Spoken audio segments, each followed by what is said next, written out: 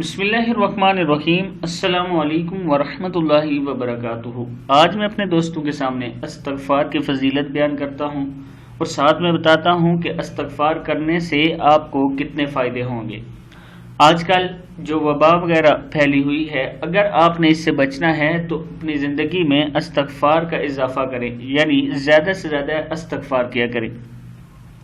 उससे पहले मैं अपने तमाम दोस्तों से गुजारिश करूंगा कि चैनल को सब्सक्राइब करें, बेल आइकन पर क्लिक करें ताकि डेली वीडियो आप दोस्तों तक पहुंचती रहे। रसूल अल्लाह सल्लल्लाहु अलैहि वसल्लम ने फरमाया, बाज़ औक़ात मेरे दिल पर भी पर्दा सा आ जाता है और मैं दिन में 100 मरतबा इस्तग़फ़ार करता हूँ, यानी अस्तग़फ़िरुल्लाह व अतूबु इलैहि, अस्तग़फ़िरुल्लाह व अतूबु इलैहि। मैं अल्लाह से बख्शिश मांगता हूँ और इस तरफ तौबा करता हूँ। सही बुखारी सही मुस्लिम की हदीस है, ये आप देख सकते हैं। सही बुखारी में 70 मरतबा का जिक्र है और सही मुस्लिम में 100 मरतबा का।